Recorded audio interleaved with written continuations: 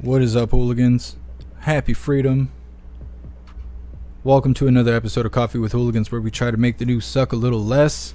I appreciate you guys being here. Please make sure you hit that like button if you got one. More likes, more hooligans. Oh, man. Okay, so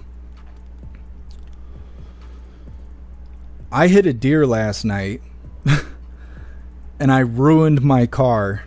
And I don't have any help, and I don't know what I'm gonna do, and I'm still in shock, even though it happened at like midnight last night, and I did sleep a little bit, but I'm like super weird right now. I'm like manic and just out of my mind, so this is gonna be a really weird live. I could not go live, and so this is gonna be really weird. We're going to show the press briefing. It's supposed to start 11 minutes ago. I don't know what's going on with that. Monitoring it. But before that, I'm going to show you guys my car and try to explain what happened as quickly as I can before KJP comes on stage. We're also having technical problems, so I'm dealing with that too. Yeah, so I don't know. I'm going to show you these images here in a second. If I could use my brain. It's very difficult. It's very difficult. Okay. So that's what my car looks like right after it happened. I was going down the freeway. I was coming back from Taco Bell, because I didn't get to eat yesterday because I was live all day, and so I was like, well, nothing's open. Taco Bell's open. I'll drive to Ludington, I'll get Taco Bell, and I'll drive back. And on the way back, I hit a deer at 75 miles an hour, and I mean, it just blew the whole front end of my car off. Like, it came up on the hill, I swerved into the right lane, the deer stopped. I thought I was going to make it by, and as soon as I got near it, it jumped right in front of me. As soon as it made connection, the hood hit the windshield. I slammed on the brakes. I could hear tires squealing, but I couldn't see anything. I thought it was the deer blocking my view. I pulled over and got out and wasn't really sure what to do. I was kind of in the same mindset that I'm still in. I can't seem to break it. I started taking pictures of my car to try and understand what was happening. As you can see, it's pitch black. I'm the only person on the road. Let me see here just a second. And I wasn't really sure what happened. So this is the only way to figure it out, because there's no lights out there. Where were we? I can't remember what we were just on. I don't remember now. I think we're doing this. I can't remember. Anyways, this is the video that I recorded when I was figuring stuff out. Oh my god.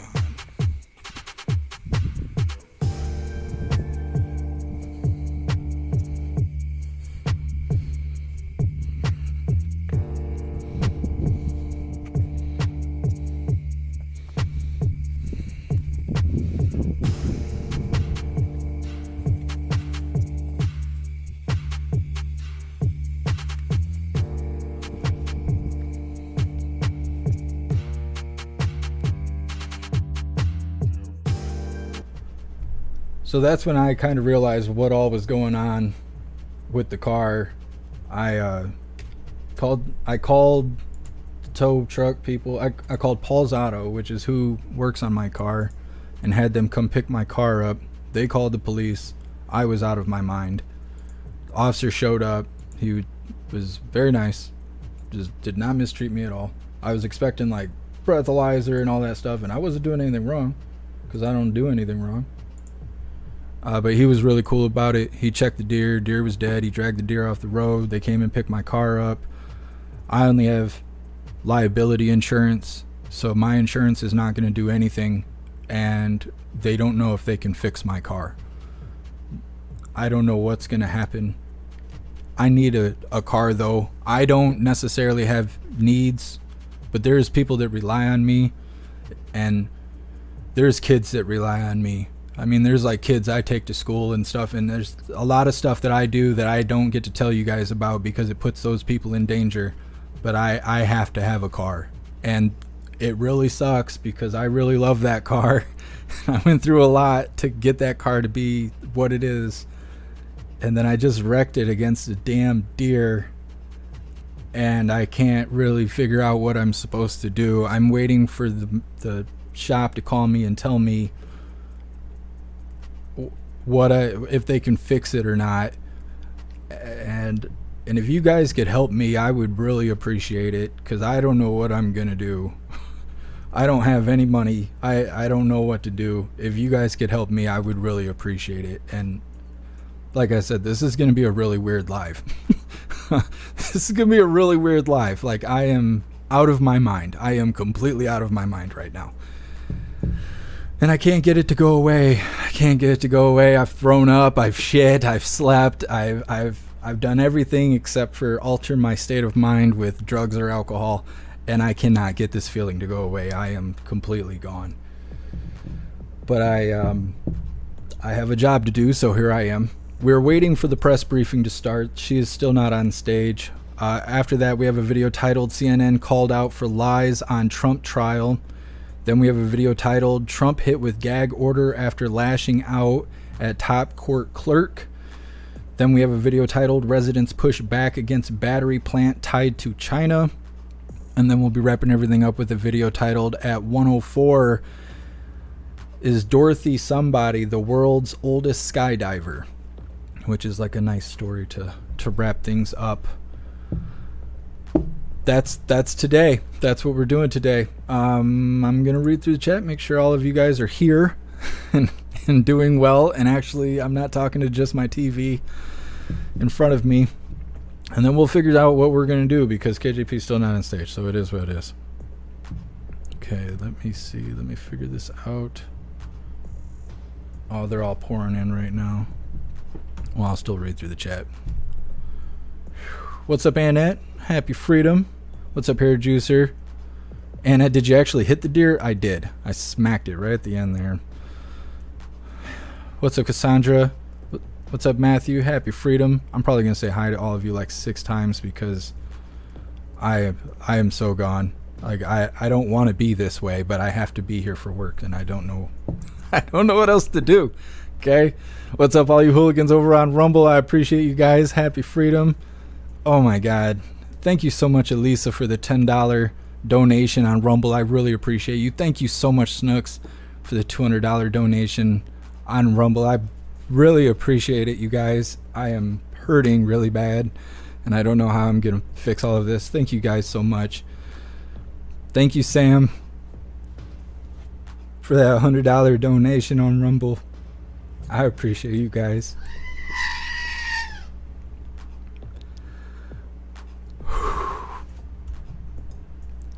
I don't know what to say.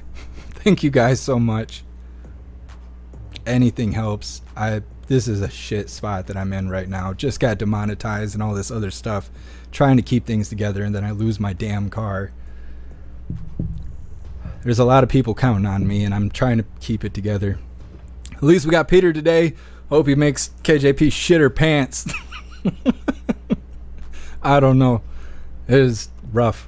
It is rough. Oh, let me flip through these chats here. What's up, everyone over on D Live? Happy freedom. Appreciate all of you guys being here. Oh, here's this prostitute. I'll flip through the chats. Good afternoon, everyone. Prostitute. Okay, so I know there's a national emergency alerts that's supposed to potentially, or alert system that's supposed to start at 2:20 at a rolling basis. So hopefully we can get through it. Okay, guys. I know it's been a busy 24 hours on the other side of Pennsylvania. I wanted to note at the top that we continue to see the election of a speaker as an internal matter of the House of Representatives, just as we have previous leadership elections in Congress. But as I said in a statement last night, the president hopes the House will quickly elect a speaker because the urgent challenges facing our nation will not wait. You just heard the same kind of sentiment from the president moments ago in the Roosevelt Room. The American people deserve leadership that puts the issues affecting their lives front and center, as President Biden did yesterday with more action to lower prescription drug prices, as he did today by delivering student debt relief for more Americans. Once the House meets their responsibilities to elect a speaker, President Biden looks forward to working together with them and members of both parties in Congress in good faith on behalf of the American people.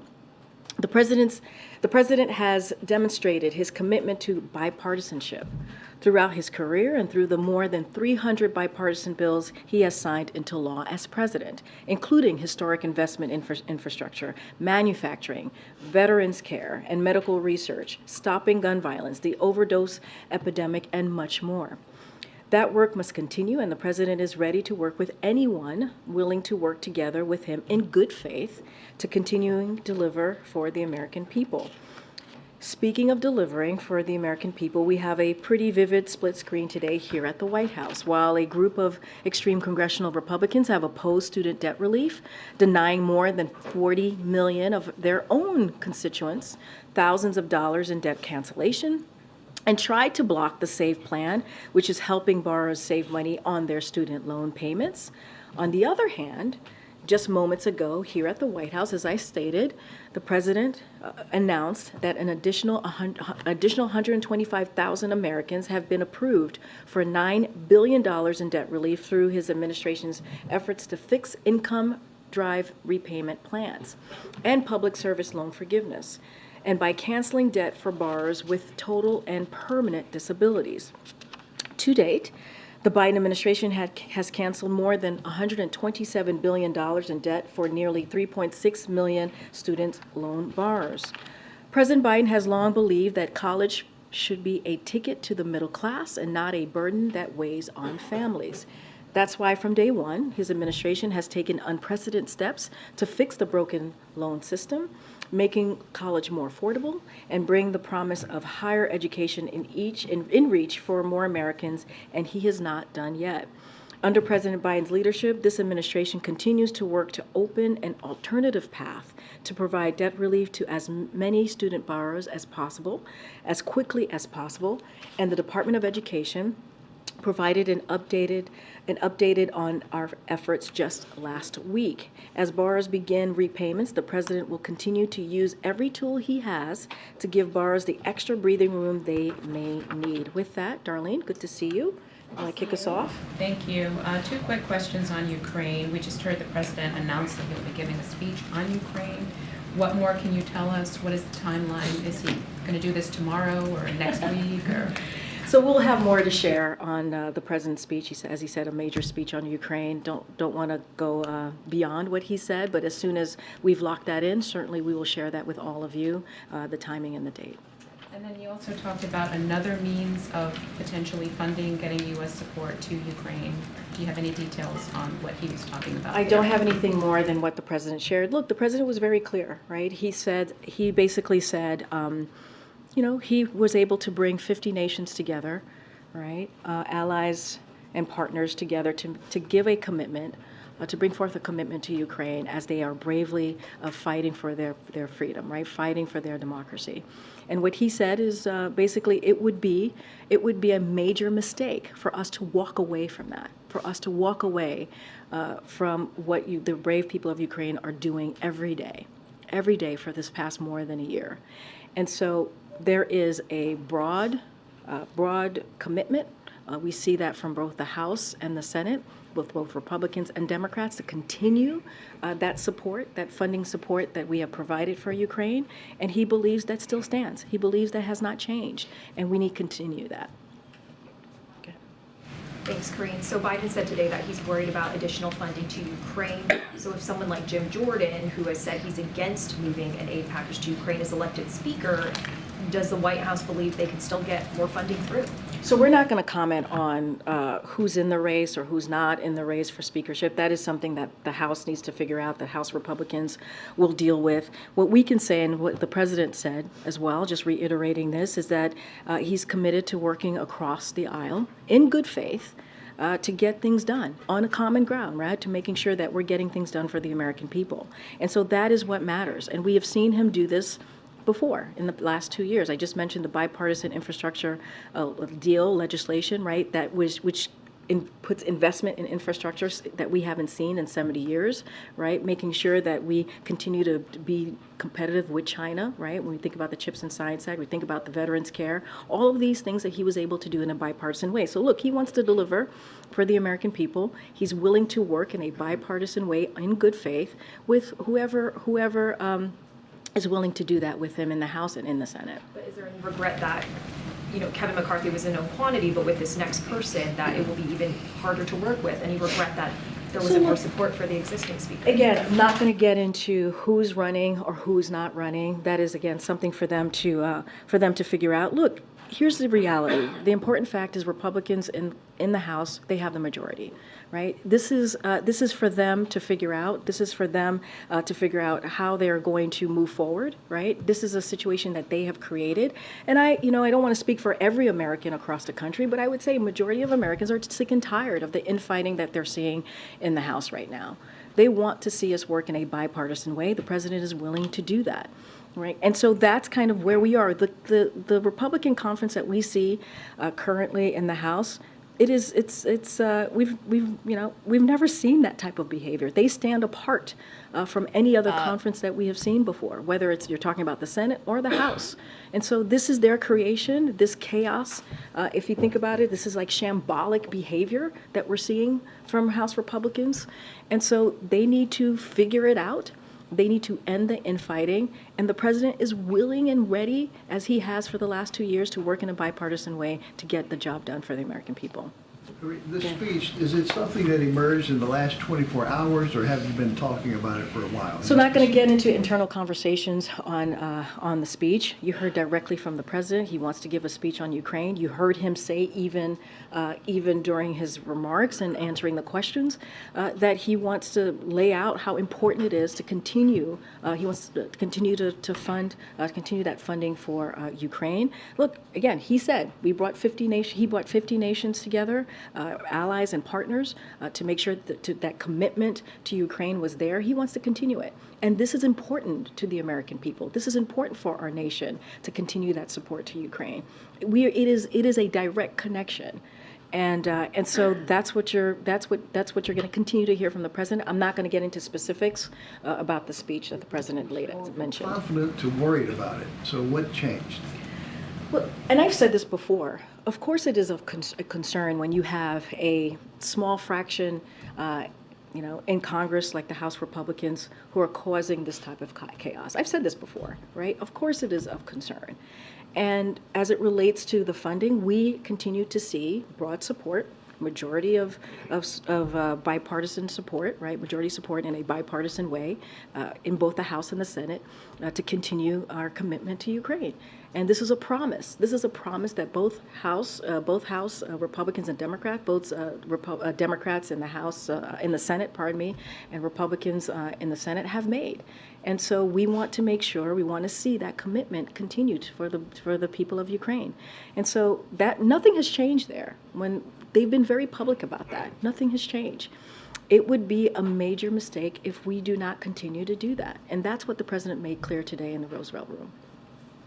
Okay, Nancy. Thanks. Following up on that, just yesterday, you told us, John Kirby told us, that the president reassured all these world leaders that he is confident that Congress is going to approve this aid. And now today, he's saying that he wants to deliver a major address to warn about how problematic it would be if Congress didn't approve this aid. So is he confident, or is he not confident that Congress is going to do this? He's confident because there has been a broad support for this, right? Majority support in a bipartisan way to continue this funding. That hasn't changed. We continue to hear that, and so that is what we are going to point to, obviously. But look, and I've said this: when you have a small fraction of, as I just said to Steve, when you have a small fraction of a party that is causing that type of chaos, it doesn't look great across the globe, right? That doesn't look very promising. But let's not forget, these nations also have their own domestic kind of processes and things that they have to deal with as well. So they understand certainly how that works works for us as well, trying to get through the domestic policies or process or politics here as well. Look, what we want to make very, very clear is that we cannot walk away from our commitment. We cannot. It would be a major mistake. That's what the president wants to make very clear. And, the National Security Advisor, Jake Sullivan, said this the last time he was at the podium, is like the cost of doing nothing is so much greater than the cost of providing continued support. And so the president's going to reiterate that. He's going to reiterate those sentiments that we have. He's going to reiterate what you heard from him, how it would be a serious mistake if we walk away from that commitment. The president seemed to suggest a moment ago that there might be some alternative funding source he could tap into if Congress does not pass more aid for Ukraine. What is that funding source? I'm not going to go beyond what the president said. You're going to hear directly from him, as he said. He's going to give a major remarks on Ukraine. I'm just not going to get beyond that. Okay. Karine, our colleagues at CNN are reporting that the U.S. is sending seized weapons from Iran to Ukraine. Can you confirm that? And is that something that we're going to see more of if Ukraine aid continues to be stalled? So look, I wouldn't connect the two. Here's what I can say. CENTCOM put out a statement on this. The Department of Defense announced that the U.S. government transferred 1.1 million rounds of small arms ammunition for Ukrainian infantry units. And as I mentioned, U.S. Central Command, naval forces seized these munitions as they were en route from Iranian Revolutionary Guard to militant groups in Yemen in violation of international law and United Nations Security Council Resolution 2216. We will continue to take actions to support Ukraine in their fight for freedom against tyranny and to curb Iran's destabilizing activities in the region. She just say fight against tyranny? So that is our commitment that we will continue to have. I might start drinking. That we felt that we can also continue to support Ukraine. And to Nancy's question about alternative ways to fund Ukraine, was that the deal that the president was referring to again today when he said that the Democrats had a deal with Speaker McCarthy? Maybe it wasn't to bring a bill to the floor on Ukraine, but maybe this other avenue to get aid to Ukraine. I'm not going to get ahead of the president or go beyond what he said today. He's going to speak to this when he's ready to do so. Go ahead. Can you describe the nature of President Biden's relationship with Jim Jordan? Look, the president has been vice president. He's been senator, right? He has many relationships with members of the Republican Party in the House and the Senate, more specifically.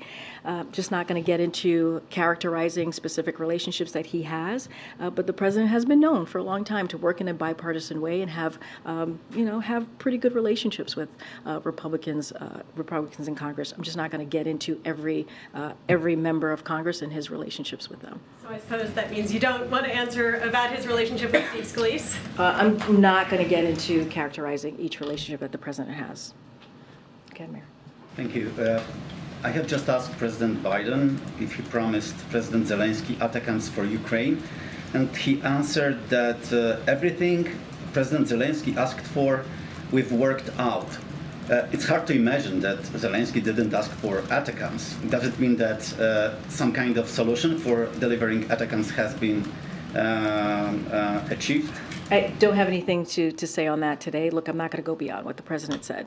As you know, he has had multiple meetings with President Zelensky, and we work very closely with his team. We talk to them very regularly, and just don't have anything to share beyond that. So one more question about Sweden's NATO membership. It's been almost 3 months since President Biden thanked President Erdogan for dropping his opposition to Sweden's NATO accession. Is President disappointed that Sweden is still not a member of NATO? So we still stand very strongly on believing that Sweden should be welcomed into NATO as soon as possible. Sweden is a strong, capable defense partner that shares NATO's values. They will strengthen alliance and contribute to European security. And we're going to continue to urge Turkey. We're going to continue to urge Turkey to move forward with NATO ratification process as soon as possible. And don't have anything else to share beyond what we've been very consistent on. Okay. Thanks, Karine. John Kirby said yesterday that the White House prefers that Ukraine funding should be separate from anything connected to the border, but there does seem to be some momentum behind linking border security and Ukraine in the next funding package. What's the president's reaction to that? Look, And we talked about this a little bit earlier in the week. The president, and we believe this, and we've seen this, and the president has taken action when it comes to delivering funding, record funding for the border security, and he's requested additional funding. The most extreme House Republicans have sought to eliminate thousands of border patrol folks at the border, and the president, let's not forget, the president got 25,000 additional border patrol law enforcement at the border. That is something that no other president has been able to do. Meanwhile, just 2 weeks ago, House Republicans proposed cutting DHS funding by 8%. That's what they have said that they want to do. Let's not forget, the president just recently requested $4 billion in supplemental funding to work that system in a very safe and humane way. When it comes to Ukraine, and you heard me say this, we want to continue to see the bipartisan support for funding in Ukraine. And we've heard from House Republicans and Democrats. We've heard from Senate Republicans and Democrats in a overwhelming way, right, in a majority that say that they want to continue that funding. And so that's what we want to see. And the president, again, asked for $4 billion in supplemental funding to deal with the border. And so, look, we've been very clear on how we want to move forward with the border. And you have Republicans, House Republicans, who want to take away that funding, take away the work that the president has done. Red line against having a joint package that focuses I mean, on look, border. the admiral spoke to this yesterday. He was very clear about this, and we want to continue to see the support for Ukraine in a bipartisan way. We continue to hear from both parties saying that they want to do this, and so that's what we want to see. Continue the commitment to Ukraine, continue to that commitment so they can continue to fight against the aggression that we're seeing from Russia.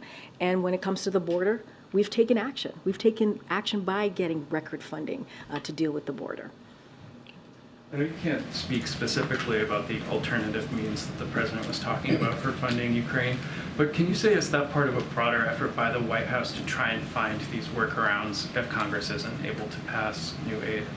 Just not going to go beyond what the president said. Right. And in the absence of a speaker, I'm just wondering broadly, are there practical concerns at the White House about things like continuity of government, about national security events? Are there particular scenarios that you're concerned about, in the next week or however long it takes to vote for a new House Speaker? Are there practical concerns about not having that person in government? I'm not going to get into hypotheticals, but what I will say is that we want to see House Republicans to end their infighting, to end their chaos that they've created. This is of their creation. They have the majority in the House. They can fix it. They can get their affairs in order, and they should. On behalf, not because for us, on behalf of the American people. That's what we want to see. I'm just not going to get into hypotheticals from here. Go ahead.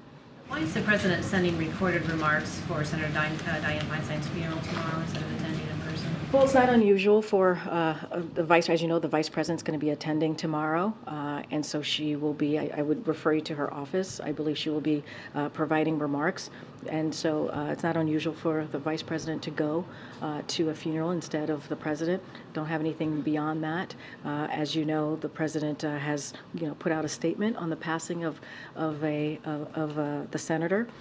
He thought that she was an effective elected official. She was a historic trailblazer, and they worked together on many, many issues across her career in the 15 years that they were senators together. Certainly, especially when you think about the assault weapons ban in 1994, which was incredibly effective for those 10 years that it existed. And so, look, you're going to hear directly from him. They're going to hear directly from him tomorrow at the service. But I don't have anything beyond his travel. Okay. Thanks, Corinne. The Vatican is holding historic meetings on the future of the Catholic Church on issues like allowing women to become ordained as deacons and the blessing of same-sex marriages. Is the president monitoring this meeting, which is going to be taking place over the next few weeks? And does he have thoughts on this agenda as somebody who's a practicing Catholic? So look, we're not going to get into the internal workings of the Catholic Church. That is something for them to work through. But certainly the president is proud of his faith. and enjoys a warm relationship with Pope Francis. They share a lot of common goals.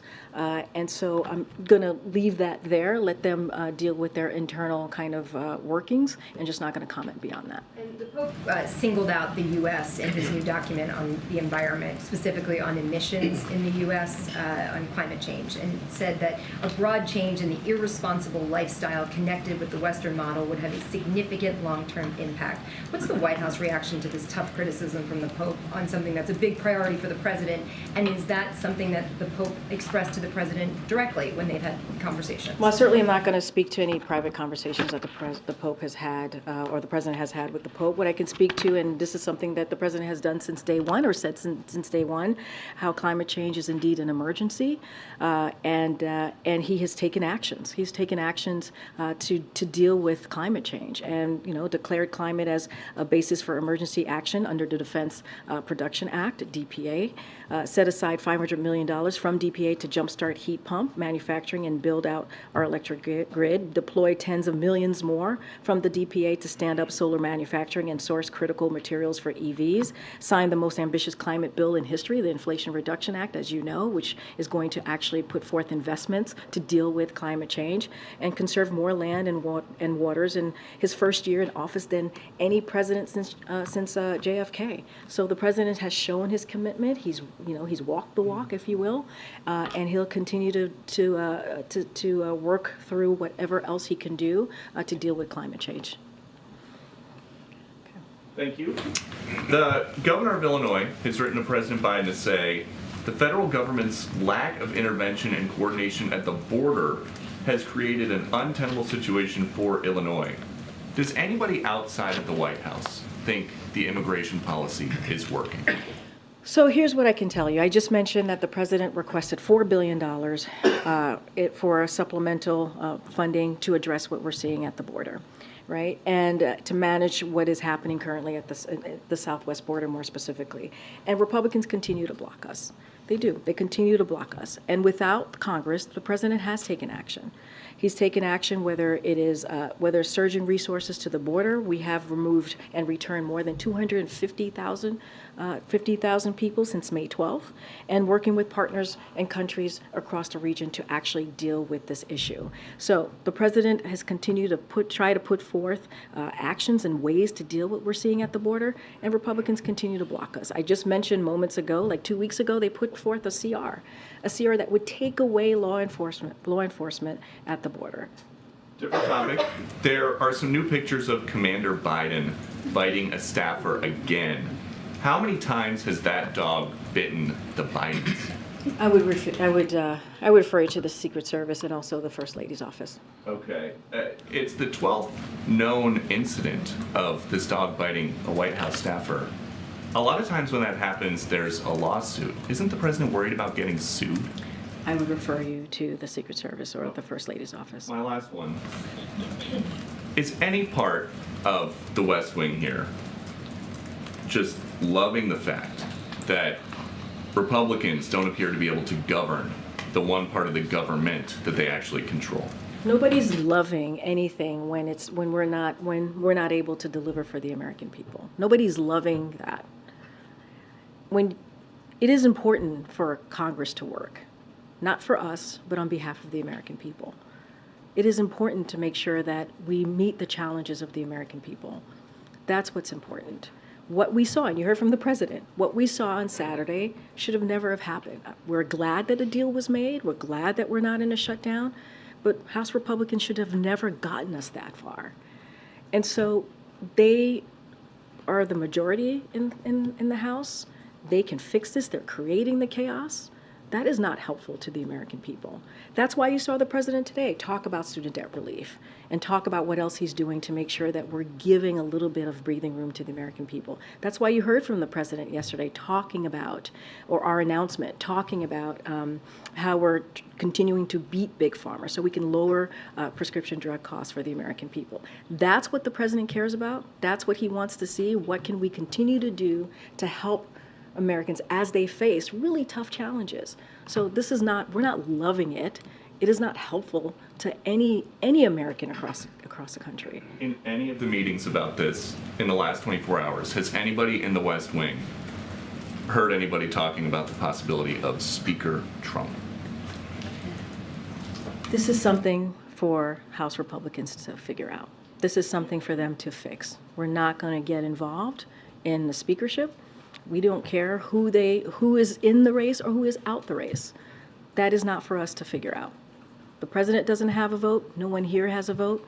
They have to figure this out. Okay, Peter. Karine, if the president's confident that the Congress is going to pass the necessary funds to continue providing aid to Ukraine, why is there the need to have discussions about an alternate vehicle to provide that funding? I'm not going to get beyond or go beyond what the president That's said. not going beyond. That's going behind. That's things that have I'm happened in the past. I'm gonna let the president speak to this. He said he's going to give a speech on Ukraine. I'm gonna let him speak to it. I'm confused because the president, we said here that the president was confident that the aid would continue, but today the president himself conceded he was worried about that.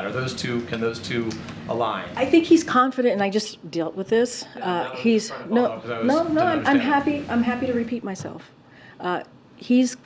What we've heard from House members, both Republicans and Democrat, what we heard from senators, both Republicans and Democrats, have said that they want to continue the support in Ukraine so that Ukrainians can continue to fight against the Russian aggression. We've heard that majority, right? Overwhelming majority. So that still stands, right? That has not gone away. That still stands. That commitment that we have heard publicly from them still stands. So that is where we are with that. That is why we are confident that, yeah, you know what, there is broad support. Now, if the president wants to take an extra step and explain and talk through the importance of supporting Ukraine, that's what he wants to do. It's not the first time. He's done it multiple times, even when we've had continue to have bipartisan So he's support. doing it because he's confident, not because he's worried. I'm going to let the president lay out when the time comes as to why he wants to speak to Ukraine. What I can say is what we've heard from Congress, because it is up to Congress, right now, to move forward on how they're going to move forward in funding the support for the continued funding support for Ukraine. But it's important for us to point out what they've said publicly. Has the president spoken to Speaker McCarthy, or now former Speaker McCarthy, since yesterday? Has he spoken to the Speaker Pro Tem, McHenry, in the time since? Has he had any calls that you can share with us with those, because he needs them, as he acknowledged, to try to get Congress working and to get America working again for the American people? I'm not going to get into any private conversation. You're right. The president was very clear. He believes that they need to get back to work. House needs to get back to work. They need to figure out who their speaker is going to be. He's willing to work in good faith with whoever the speaker is. Just to be clear, when you say I'm not going to get into private conversations, you're not acknowledging that there were private conversations, just that you won't say yes or no. What I can say is senior staffers, as I've said many times, have been in close touch with members in Congress. Over the past several weeks, over the past several months, that's something that happens pretty regularly. And I can say this, that the president himself regularly, often, has conversations with members in Congress because of his some of them are relationships that he's had for some time now. I'm just not going to get into each conversation that he's had. They're private discussions. We don't read out each and every conversation that the president has. That's where I'm going to leave it. Thank you. Thank you, Corinne. I'm going to follow up on my colleagues' questions about the president's speech. I know you can't talk about the substance of it, but can we understand this as an acknowledgement from the president that he perhaps could be doing better in terms of explaining to the American people why supporting Ukraine is within their best interests, and maybe an acknowledgement that there is waning support from the American public? So look, the president has spoken multiple times about the importance of continuing to fund Ukraine. He did it on Monday, he did it on Sunday, he did it today. And he talked about how there's a direct link in supporting Ukraine, continuing that funding, to our own national security. That is something that he's been pretty consistent about. I'm not going to get into what he's going to say in his speech. You'll hear directly from him, obviously. But, we have seen the polling, just like you all have seen the polling. I believe the Admiral was asked about this as well. And yeah, we see the polling and we get that, we understand. But we also believe that it is fundamentally important to our own national security, as well as supporting the brave people of Ukraine, to continue that support. It is. No, there you go. Okay, thanks everybody, I'm just kidding. I turned mine off. All right.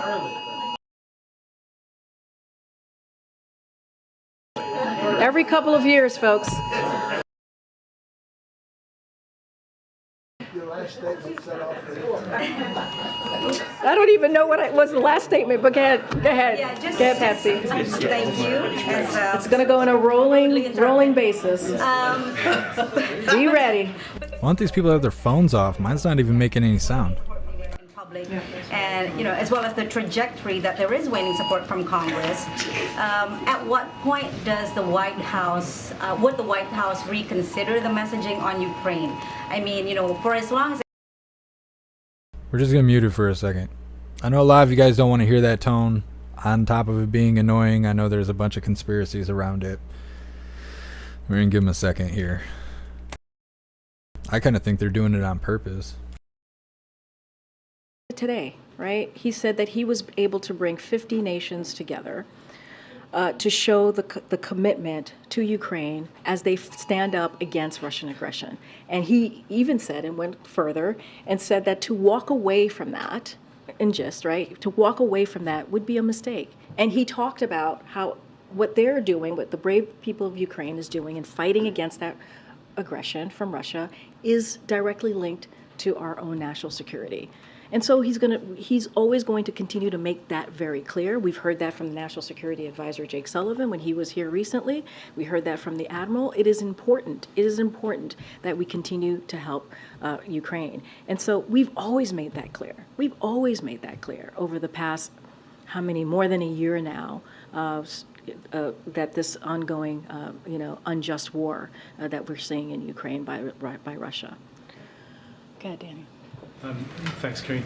Just going back to the the 50 nations, how worried should they be that the president is worried about the funding? Well, the president spoke to many of those allies and partners yesterday, and the Admiral said here, and we said that none of them brought up that they were concerned. They did not bring up any concerns, and so I think that's important. And they understand. We believe that they understand. They have their own domestic political issues that they have to deal with as well, and they understand that as well, right? What we're doing, what we're seeing here. But the president is going to continue to speak to the importance of why we need to support Ukrainians as again continue to fight against this tyranny, and the president's going to continue to do that. That hasn't changed. None of that has changed, and so. The president said he's going to give a major speech. I'm not going to get ahead of him. He'll lay that out for all of you. We certainly will share when it will happen, the time and day of when that will happen. How are they not doing that on purpose? Like, how hard is it to turn your phone volume off? Especially if everybody else in the room is already having this happening. Occurred on Morgan State University. While details are still emerging, it has raised concerns about security on HBCU campuses, something that came up last week during the HBCU conference. And Congresswoman Alma Adams said that she plans to seek additional funding for HBCU campuses, specifically for security. Does the president support such additional funding for security on HBCU campuses? So I haven't seen that request, so can't speak to that directly. But what I can say is the president and the first lady are praying for those wounded in the shooting at Morgan State University last night. And we know how traumatizing this continues to be for everyone on campus, for the parents and families of every student, and for the community. Last night and this morning, the White House team was in touch with the governor's team in Maryland, Governor Moore's office, as well as Baltimore Mayor and the president of Morgan State University about the shooting, and offered our support. The ATF is actively assisting in the investigation as the search remains underway for the shooter. We urge everyone on campus and in the community to heed the guidance of safety officials. Morgan State is in our hearts today, and we will continue to do everything we can to provide support needed as the community recovers from this horrific shooting In fact, as we just announced, as you all know, on Friday, when we announced the White House Office of Gun Violence Prevention, is precisely why we did that, is to improve what we're seeing, right? This gun violence that we're seeing across the country, and not just on campuses, right? In communities just across the country. And so we want to be there for the survivors and the communities who are impacted by the shootings, and we're going to do that. And certainly that is one of the kind of the important parts of having the office. As it relates to any additional funding, just don't have anything to share with you at this time. This is a president that has given more than any other president as it relates to HBCUs, more than $7 billion. You see his commitment to HBCUs. I just don't have anything to share beyond that. One more topic.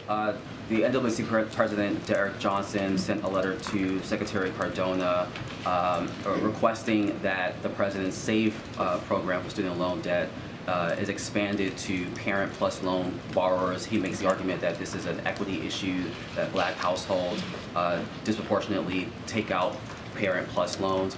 Is the President open to retooling this program for these borrowers? So, look, I don't have any policy announcement to make at this time.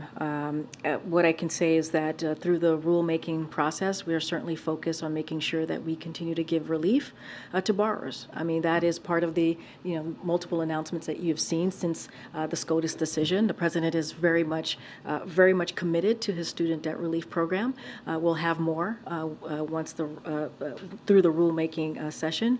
Look, the President is always committed to trying to find a way to give Americans, in this case borrowers, a little bit of a breathing room, He talks about dignity, offering up and making sure people have dignity so that they can provide for their family. And this is what you're seeing from his student debt relief program. Just don't have any policy announcements to make. Okay. Thanks, Corinne. In regards to this speech, Russia invaded Ukraine, which is enough in the past for most Americans to join together with the band, and we would find some unity. We do not have that unity, and there continues to be a lot of criticism of this administration's efforts in Ukraine on Capitol Hill with Republicans in Congress. So does this at all speak to the administration's ability to communicate to the American people that there is a problem that we should be behind, or do you believe it falls chiefly on the GOP? Okay. Did I get you there? I'm sorry. I wasn't trying to be confusing. Okay. As it relates to, and I've said this multiple times at this point, we have seen overwhelming support to continue the funding for Ukraine. We've seen that in the House, in the Senate, from Republicans, from Democrats. They've been very public about it, and we don't believe that has changed. We do not believe that has changed. And so we want to continue that support. Again, you said, right, Russia invaded Ukraine, right? Ukrainian people are fighting for their democracy, fighting for their freedom. That is incredibly important. As you think about the NATO allies, the NATO countries that surround Ukraine, it is incredibly important that we support Ukraine, right? It is incredibly important that we do so. And so, again, the cost of doing nothing is so much more than the cost of providing continued funding for Ukraine. And so, as the President said, he was able to bring allies and partners together to provide that commitment to Ukraine, and it would be a serious mistake if we were to walk away from that. You're going to hear from the President. He said it. He's going to give a speech on it. He's spoken about it many times before. He's going to speak about it again. And it is important. We believe it is important. The President made this point for our own national security, to make sure that we continue to provide support. Will you speak to the concerns that the GOP and others have about continued efforts to aid Ukraine? Look, I get your statement, but we've also heard from overwhelming majority of folks in the House and the Senate, both Republicans, right, in both chambers, and Democrats, in a bipartisan way, supporting the continued funding. And finally, this is my every 2 months request. The President just spent time with the pool. Which is Took great. 4 or 5 questions from the pool. He took questions, and he did so on Sunday as well. Can we just get him to come out here into this room for those of us who are not a member of the pool to ask him questions? Well, the President loves taking your questions. He's done it a couple times this week. I don't have anything to... A couple times since he's been in office. When he can. Thanks. Good. Oh, all right. I'm going to go ahead, John. You're the last one. Thank you very much, Corinne. Some House Republicans have raised this idea of linkage, the idea that they would support another round of funding for Ukraine, but only if there's additional funding for border security at our southern border. What would be problematic with that particular idea? After all, it is divided government, and you do need to have some sort of compromise with divided government. I literally just answered this question about 10 minutes ago, so I'll say this. When it comes to the border, the president has provided record amount of support of funding to deal with the border. And Republicans do the opposite. They literally put forth a CR 2 weeks ago that would take away funding to have law enforcement at the border. That's what they put forth. That's what they continue to do. And so, you know, the president is going to continue to do everything that he can to deal with what's going on at the border. He asked for $4 billion in supplemental funding, and House Republicans want to take away law enforcement at the border. And so you could not have two different ways of moving forward in dealing with the border. And as it relates to Ukraine, I've said this over and over today, we have seen overwhelming bipartisan support to continue the funding in Ukraine. That has not changed. That still stands. Members in the House and in the Senate, both Republicans and Democrats, have been very public about that, and that's what we want to continue to see. Thanks, everybody. I'll see you tomorrow.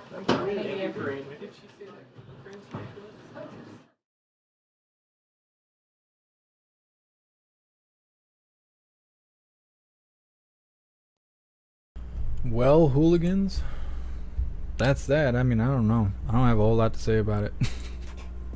All I know is she didn't like Peter Ducey asking about what if Trump becomes Speaker of the House. That's all I heard. I didn't hear anything else. The whole rest of the press briefing was a blur. It was a blur. What do you guys think of Trump being Speaker of the House? You think that's a good thing or not? I know there's been a lot of speculation about it last 3 years. Really, it's just been an ongoing thing. What if Trump became Speaker of the House? I just wonder if old man Walter gets the same job in 2024, if Trump was Speaker of the House, what would that mean? Would it be good? Would that be a good thing? I don't know. I think he'd be better as president than Speaker of the House, but I don't know the strategy. I don't know enough about government to understand the strategy behind all of that. I'm going to read through the chat really quick, and then we're going to move forward. We have a few videos here. This next one coming up is titled CNN Called Out for Lies on Trump Trial. I'll get that pulled up right now. All right. People were saying that their YouTube was having issues after the alert. So I'm not sure how this is going to go. Hopefully it goes fine. I'm going to read through the chat really quick.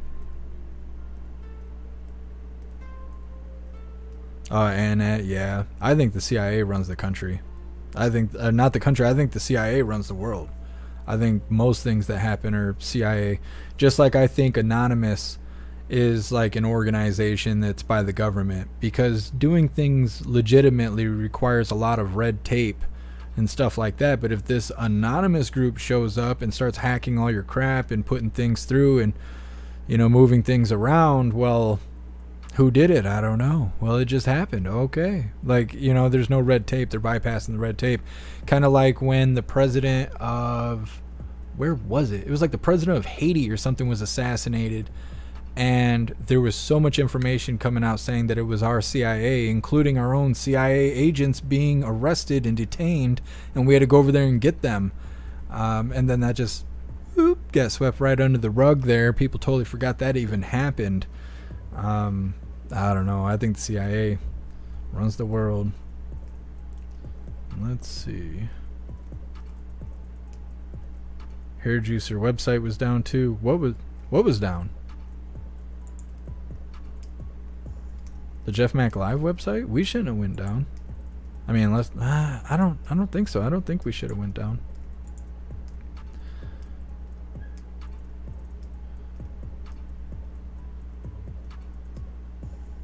Thank you so much, Hammy and Cheese, for that $20 donation on Rumble. I really appreciate you. Thank you guys so much for all the support. Like, I can't even put into words how much it means to me. I literally don't have anyone to help me with anything. Like, I hit the deer and I sat there and I literally talked to the deer for probably 25 minutes because I didn't have anyone to call. There was no help to be had. I just told the deer how stupid he was. I was like, "Why'd you do this, deer? Why'd you do this to us? You're dead. Car's ruined. What are we gonna do now?" The deer didn't reply, by the way. I don't know. I wish I could shake this shock feeling. I feel like I'm dreaming right now, and I hate it. I hate it. Hammy and Cheese. I narrowly avoided a deer on September 8th in Wyoming at night on an isolated state highway. I sympathize with this situation. God bless you. Thank you so much. I thought I was going to miss that deer. I've dodged so many deer. I thought for sure I was going to miss it, and he jumped right out in front of me and just tore everything down. I still haven't heard from the shop, so I don't know what that means. They did not seem like they were going to be able to fix it. And I don't know if that necessarily means that no one can fix it or if they just can't fix it. So I have to wait for the call to figure it out. But it's pretty banged up. Kevin, Jeff Mack for Speaker of the House. I gotta be a better candidate than Nancy Pelosi. That's all I can think. It's got to be better than Nancy Pelosi. DCAT, did you even get a notification on your phone? I didn't get one. I did get a notification for the alert system thing, whatever. I didn't hear it. My volume is off and stuff because, well, I'm live. You know, you guys don't want to hear text messages and notification dings and stuff like that. I didn't hear it, but I did receive it. I don't understand the whole press briefing room thing, though. When they started hearing the alarms going off, the alerts going off, why didn't everybody pull their phone out of their pocket and shut the volume off? Oh, let me shut this off before mine starts going off. I mean, is that common sense or what? It just seemed really weird that they just, you know, for 5.5 minutes, just one by one, all let their phones alert. That was weird to me. Send again, was it in Spanish for any of you? No. I didn't see any Espanol.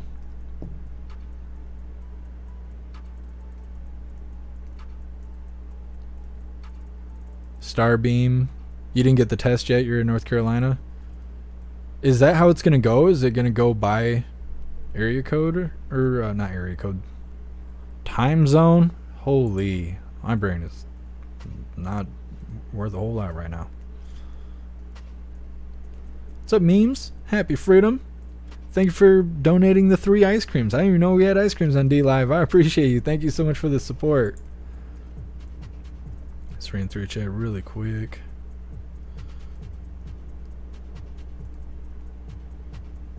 DeRosa, that was on purpose. The brief room to start the fear. That's what I think too. There was something. It seemed like there was something strategic about it. It didn't make any sense that they're all just sitting there letting their phones ring out. I don't know. I actually was called earlier about it. Somebody was asking me, hey, have you heard about the alert thing that's supposed to happen today, and what are your thoughts on it and all this stuff? I don't really have an opinion about it. I know a lot of people think it's gonna do something, it's gonna trigger something, but I don't know. I don't know anything about that. I don't have enough evidence to prove that's true. I really think if they were going to do something to us, they wouldn't tell us. This alert would happen. We would assume it's a normal alert. I mean, we've all experienced these Amber Alerts and stuff like that before. We would assume it's normal, and then we would experience changes, things happening to us and stuff. I don't think they would give us a warning, but, I mean, we'll see. We'll see what happens. There's supposed to be a backup alert, too. And I don't know if that happens if this didn't work or if they're just going to do it again, but sometime later in the month they're supposed to do another one.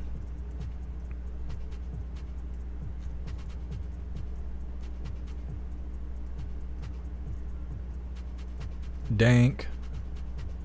West Coast went off before the White House did. Weird. So I guess they already did the whole country. I mean, it would make sense they would do it all at once. Miss Jamie. Oh, just Miss Jamie. I've got 3 alerts on my phone and 2 through my TV. Oh, that's what I was waiting for too, is to see if anything was going to happen. Why am I saying so much? My brain sucks right now. I was wondering if something was going to happen, like with YouTube, if they were going to broadcast the message as well. But they didn't. I don't have any radios in the house. Only radio I had was in my car. So I don't know. I don't have any actual TV like cable or anything like that, so you're the first I know that's got those alerts. Maynard, you just got the Spanish alert right now? See, I haven't received another alert. Just that one. Magadabs, my fridge made an alert. I don't know. I've heard all kinds of stuff. There's people like shutting off their washer and dryer just in case. Just ran through chat. Alright, we're going to move on to this first video here. CNN called out for lies on Trump trial. First, I want to remind you guys, if you would like to get a free The Orange Eagle t-shirt, we have t-shirts, tank tops, zipper hoodies, pullover hoodies, and coffee mugs, all with President Trump's face on it. And if that's not your style, you can go for the Screaming Goat. Of course, we got all the other designs like the Jeff Mac logo, the Hooligan logo, the Hooligan badge, the Bars and Stars logo. We got all kinds of stuff. You guys can check it out. I'll drop the link in the chat as we're watching this first video.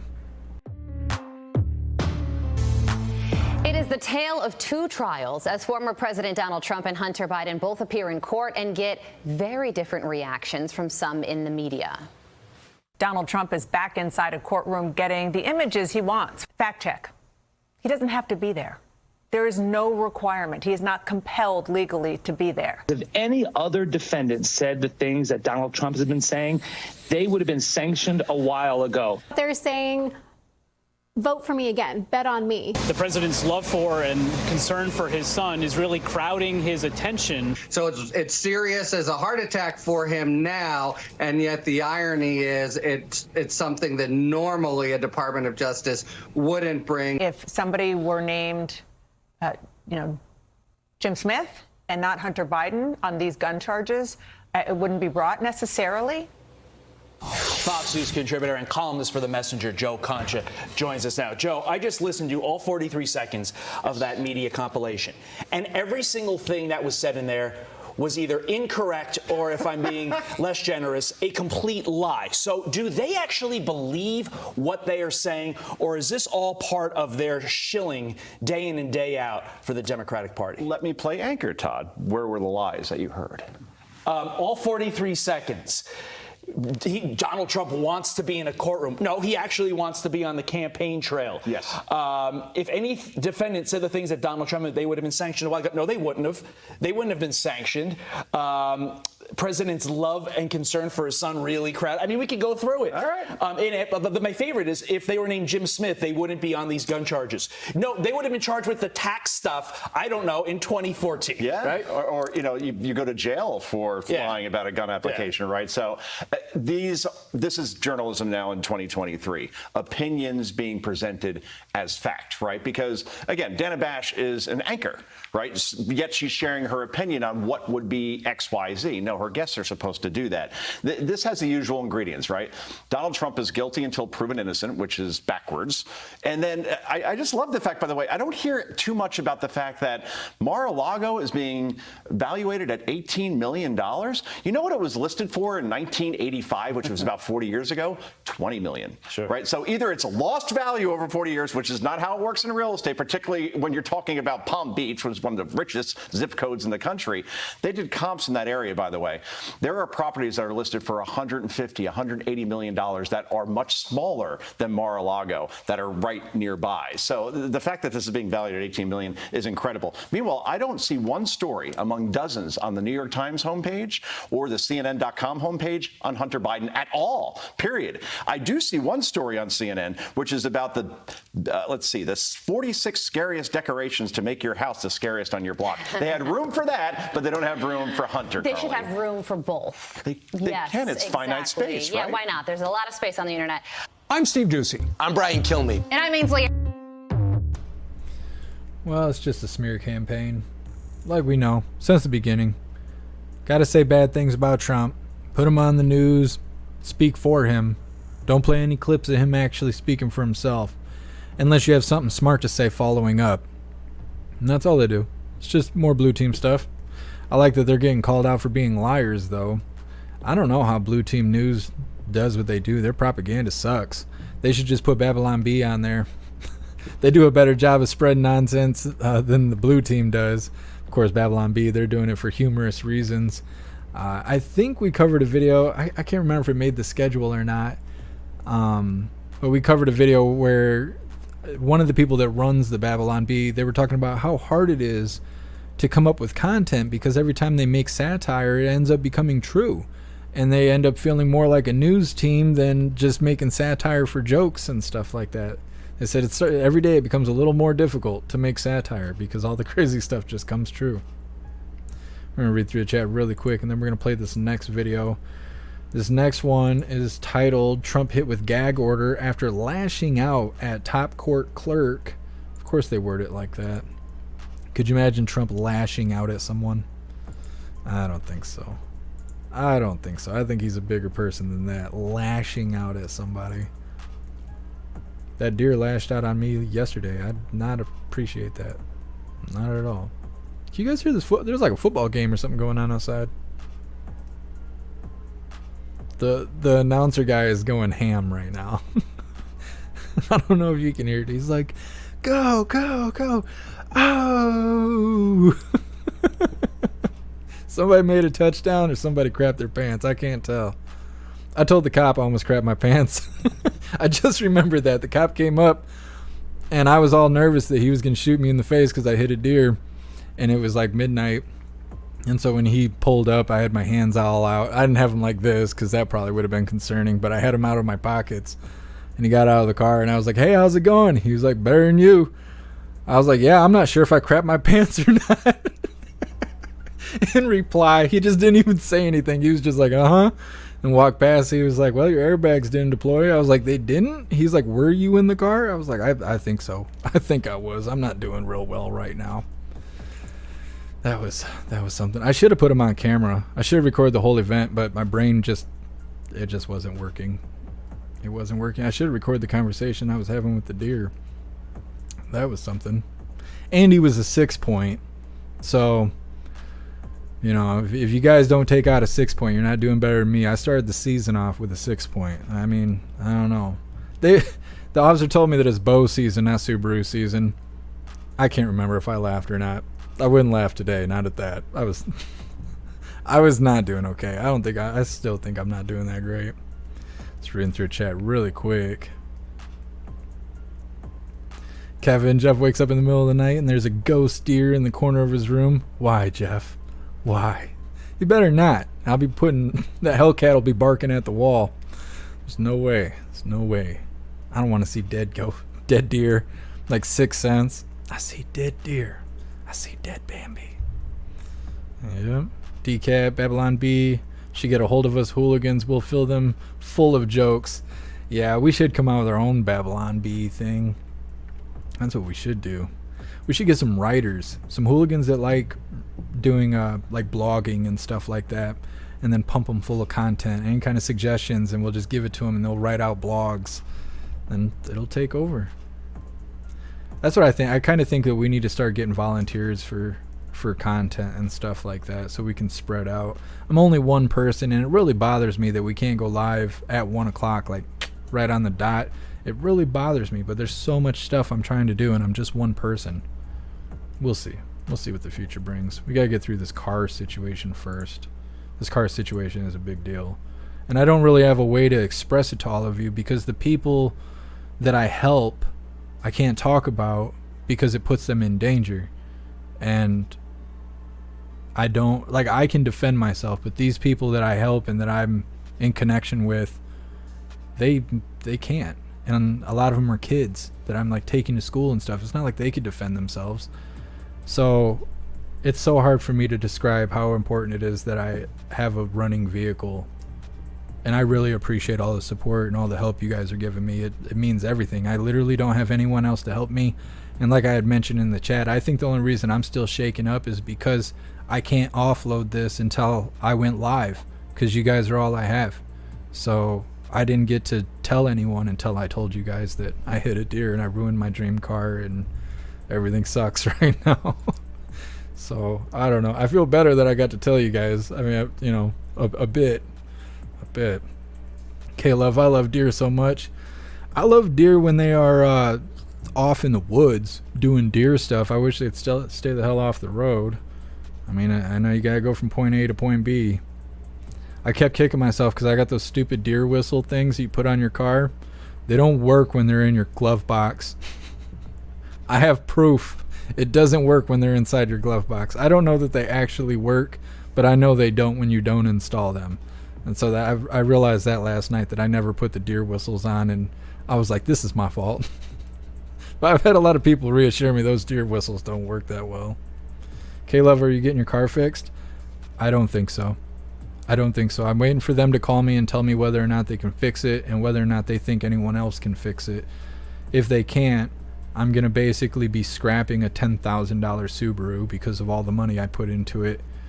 And they're going to give me a whole $200 back for it and tell me to have a nice day. My insurance is not going to cover it. I can't, like, my insurance is like $100 a month for liability, basically just so I can legally drive. So they're not helping me at all with my car. And I don't know. It's a mess. It is a mess right now. Thank you so much, Zero, for that $10 donation. I really appreciate it. Thank you so much for all the help. You guys are the best. Kevin, look up Deer Woman when you get time. It's a cryptid, like, oh yeah, interesting. Deer Woman, I've never heard of that. I expected the Michigan Dog Man to come get me before the damn Bambi. I don't know. I've hit quite a few deer, but it's never been like this. I don't know why this deer wanted to die so bad. It's not like he has bills and shit. Hair juicer, kill me with a foreign car. I'll haunt you good. I would drive like a Chevy or a GM. I would never drive a Ford. I've owned a Ford. My friends have all owned Fords, and it's like the high point of cars. I can't do it. Ford suck to me. I don't know. It's fine if you love Ford. I don't want to hear it. You can't convince me otherwise. My brain's stuck this way. But if Chevy or GM made a four-wheel drive car, I would drive it. But they don't. Not that I know of. Not that they sell in my state. All the cars here are front-wheel drive. I mean, unless they're a muscle car. I need a four-wheel drive car for where I live. I have to. And I would get an SUV like another Trailblazer, or I would never drive an Explorer. Like a Yukon, a Denali, whatever. You know, something like that. But then big car, big prices when you got to fix them. So if you get a car that's four-wheel drive, you get all the best things of having a SUV without that price point when you got to fix the damn thing, which is why I got the Subaru. And the specific one that I have is factory rated up to 300,000 miles, which is why at 100,000 I redid the head gaskets, because I was going to drive this car for the next 10 years, or at least the next 200,000 miles. And then Bambi had to intervene. Like a bastard. I don't know. Breaks my heart. Breaks my heart. And I just keep seeing images of the car accident. Sam, you tenderized his ass. Yeah. Yeah, he was lumpy. He was lumpy. He was not doing what. He didn't even kick. He didn't even kind of kick. I couldn't see anything. So I got out of the car. Then I walked around the back of the car, and I still don't know why I did that. Like, I damaged the back of the car. And then when I got to the front, I was like, oh, damn. And then Bambi's laying in the road, and I was trying to keep distance because sometimes they're unconscious, and then they get up. The first time I hit a deer really bad, he was like that on the side of the road, but then he got up, and when he got up, you could hear the bones in his legs snapping, and he was just collapsing over and over again, trying to stand back up. So I'm hearing it grunt and click and snap and pop, and its joints are all wrecked and stuff. I don't know. I was a lot more angry then. I wouldn't kick that deer, but I didn't do that this time. I just kind of felt bad. I was like, why'd you do this to us, deer? You ruined my whole life. Like, I don't know why you did that. Let's see. Pumpkin Bambi is Bambi in heaven. Yeah, I don't think that deer went to heaven. That deer was racist. It jumped out in front of my car and it tried to do something bad. It thought it was a liberal driving through. Took the Subaru out. Can't believe it. Matthew, most manufacturers have all-wheel drive models.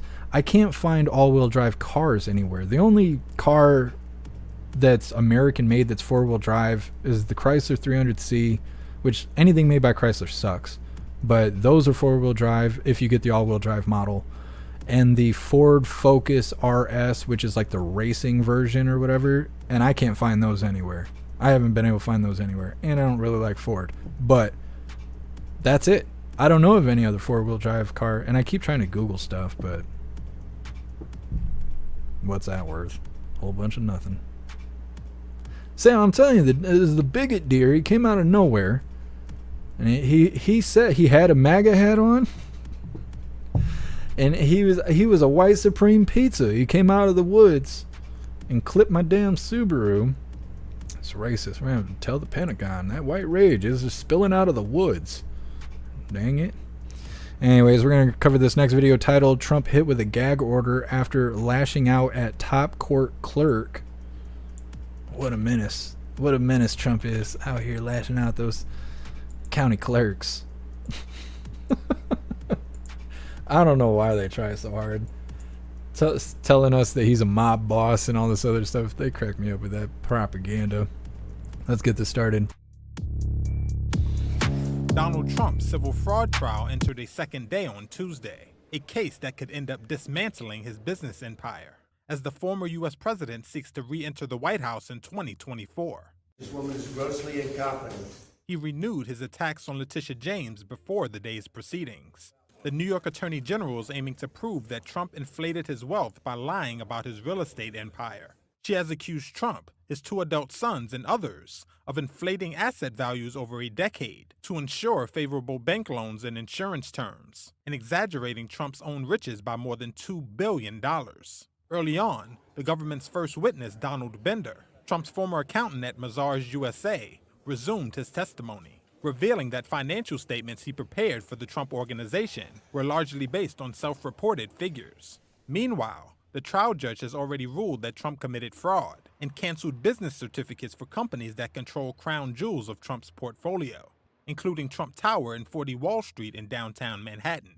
James is seeking at least $250 million in fines, a permanent ban against Trump and his sons Donald Jr. and Eric from running businesses in New York, and a 5-year commercial real estate ban against Trump and the Trump Organization.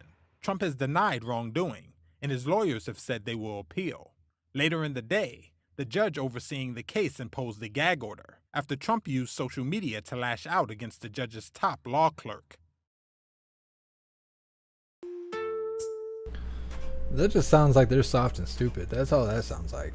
Trump said some really mean stuff, so let's silence his speech. Because that'll make you look less like tyrants. It's so stupid. It's so stupid. Lashes out at court clerk. Oh yeah, I'm sure he did. I'm sure he did.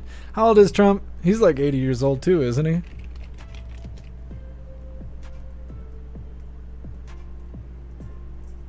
Why do they want me to do all this math? How old is he? They're like, he was born between this time and this time. That's great. How old is he? This says he's 13. I'm telling you, searching Google's worth a whole bunch of nothing. I don't know why I can't figure out how old he is.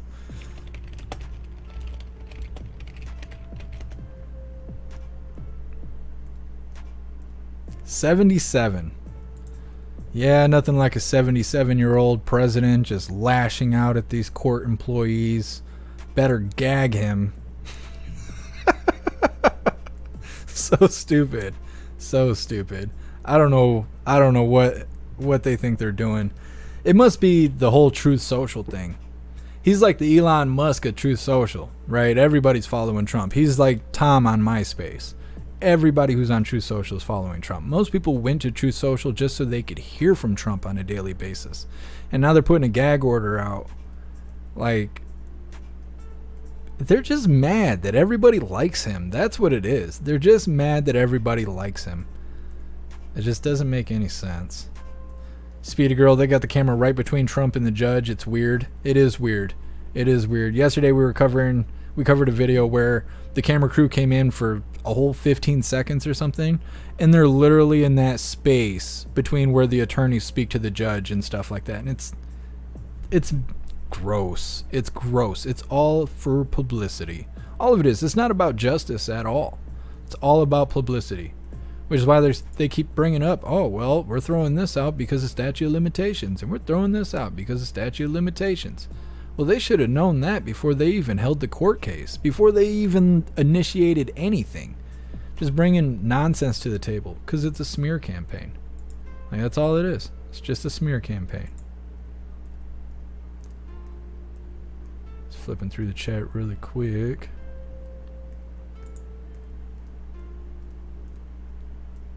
DeRosa, Bucks Lives Matter. Bucks like Mac. You're killing me, DeRosa. You're killing me. That deer, I don't think he had a hooligan fetish. I'm not quite sure. He might have. He might have had a hooligan fetish. He was getting sweet on me. I don't know. I don't know. The one positive thing is that I didn't put my vinyl on the car yet. So I have these, which I believe TomTom sent to me. I think it was. And I was going to stick it onto the car, and it was dark out yesterday, and I was like, I'll screw it up at night. I better do it in the daytime because I don't want no bubbles or anything under the vinyl. I was like, I'll just run to Taco Bell really quick.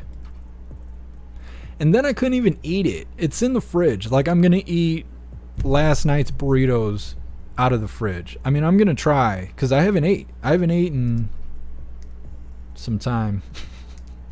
Day before yesterday at about 3:30, about this time, a little bit after this. That was the last time I ate. And then I went and got the burritos, wrecked my car, and then came home and just stared at them in silence. It was so quiet. Klaus Daniels knew something was going on. He was like, something's wrong with Dad. He was real good last night. He was quiet. There was no rioting in the house. He's like, Dad's in a mood. I better not. Let's see. Let's read through chat really quick. Faded, were you flipping your chapstick and driving? I wasn't, but see, that's probably the problem, is I should have been.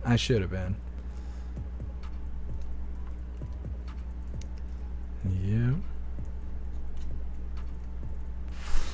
Should have brought the chapstick with me. I really thought the officer was going to be getting at me. Like, I really thought he was going to show up and breathalyze me and have me do a cartwheel and see if I can do 2 backflips in a row and all this other stuff. But he was actually really, really cool. He was really cool about everything. He was like, you want to have a seat in the car? And I was like, I really don't. I just got in an accident in there. He was like, oh yeah, that's cool. I just don't want you to get hit by a car. And I was like, all right. And so I kept telling him, like, I'm standing right here. Like, you can see me, right? He's like, I'm not worried about you. And I was like, okay. I was like, you want to search me? Because I don't consent to a search. He's like, nah, man, I don't want to search you. I was like, okay. I know my rights, just in case. Just in case. Don't think you're going to get me because the deer's dead, okay? It's not how it's going to go. I know my rights. He was like, you're all right, man.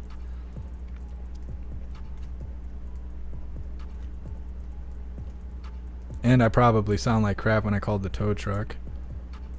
I don't even really remember a whole lot of it. I just remember being like, and then, I don't know. He was like, I'll come find you. You'll be fine. I'll call the police for you. I was like, cool. Because my brain ain't working. I need help. Somebody help me. Shaking the deer. Why did you do this to us? Why'd you do this? I didn't deserve this. All right, we're going to move on to this next video titled Residents Push Back Against Battery Plant Tied to China. So we covered a video about this, similar to this, probably a month ago here in Michigan. CCP is trying to bring battery plants for all the electric vehicles that we need to have. And our governor is going to totally allow that to happen because she's a tyrant herself. But now they're going to do it, I think this is in Illinois. So it's not just Michigan. Let's get this started.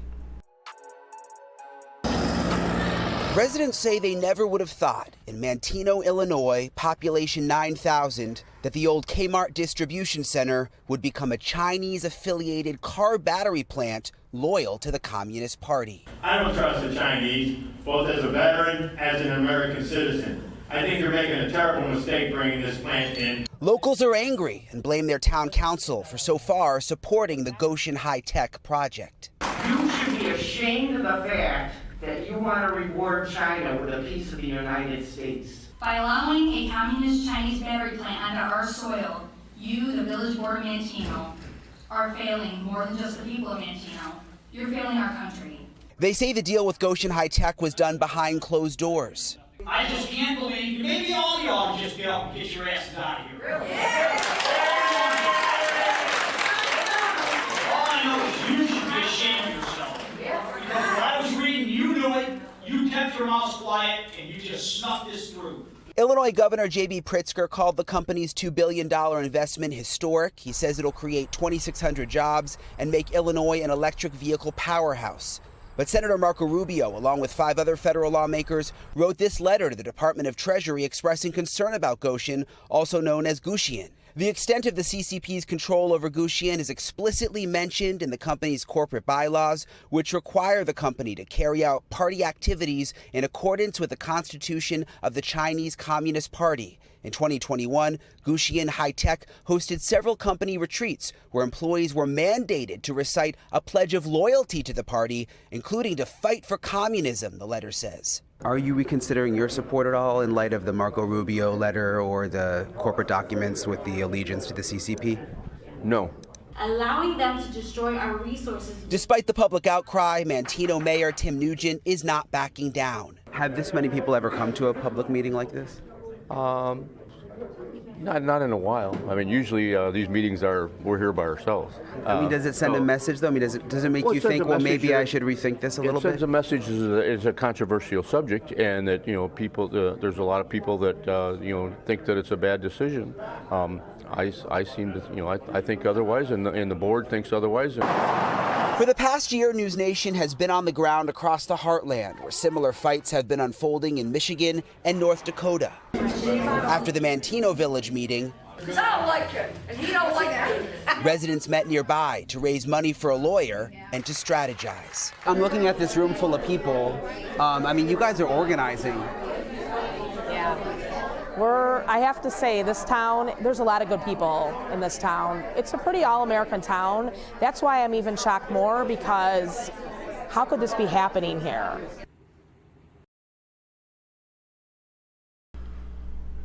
So they said at the end there, I don't know if they said North Dakota or South Dakota is also getting this. And I hope it's not South Dakota, because their governor is awesome and she should be smart enough to not allow this stuff. This whole CCP factory thing, they're not going to be hiring Americans. That's not going to bring American jobs. It just gives CCP a base here, kind of like those police station things they have for deserters. Like there's one in California, there's another one in New York. They also have cranes or something at our ports that monitor what we import and export. So now they're going to have battery factories on top of that big property in like Nevada or somewhere that they're purchasing that's right next to an Air Force base.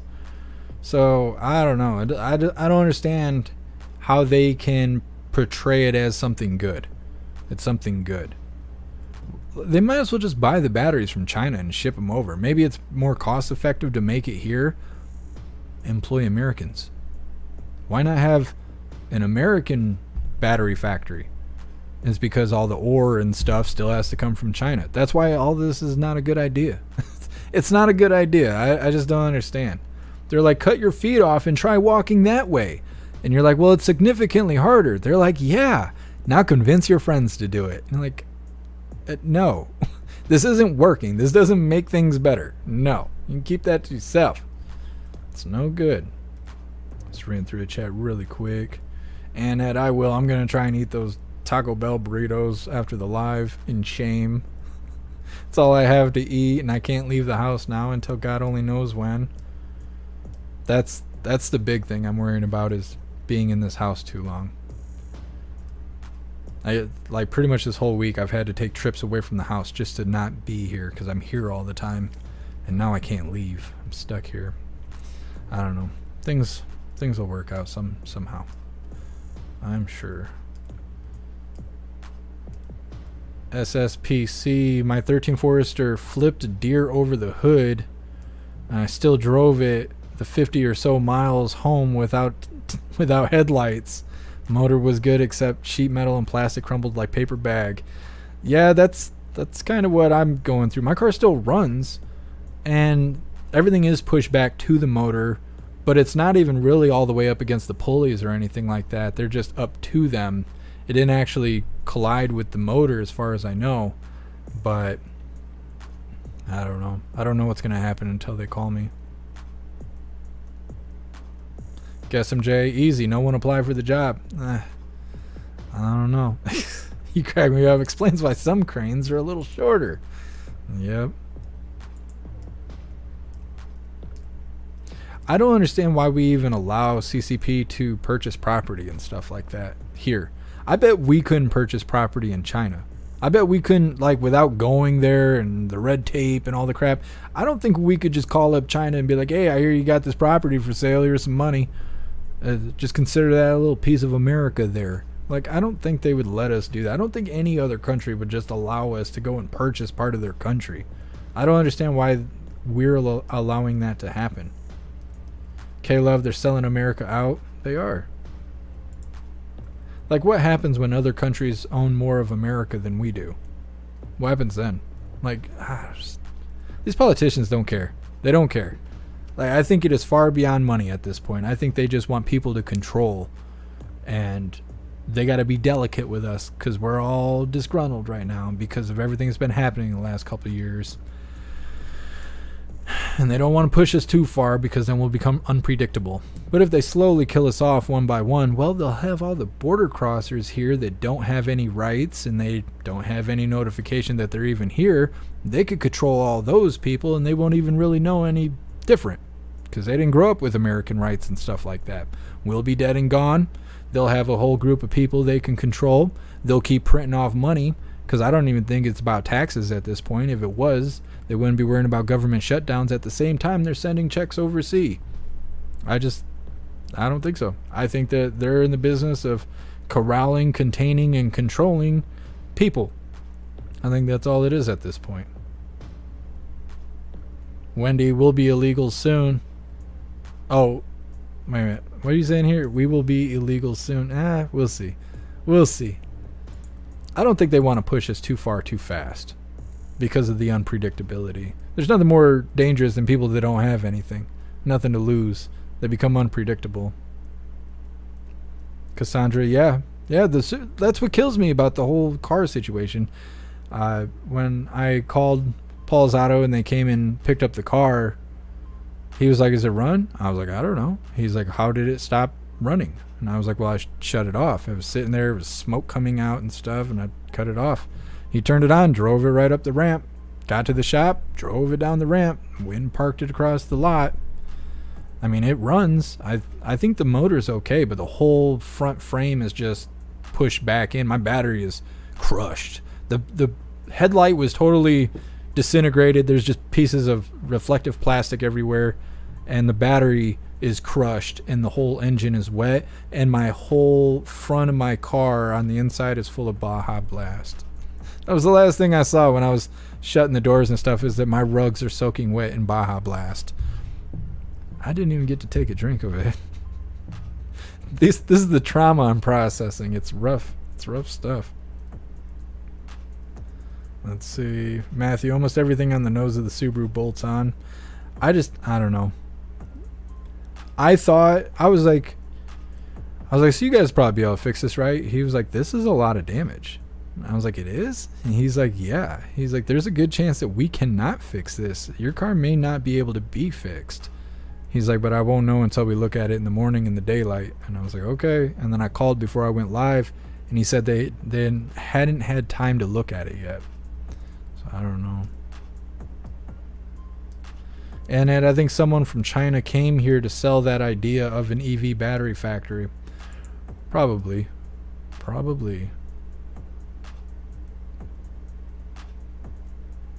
SSPC. I'll check it out.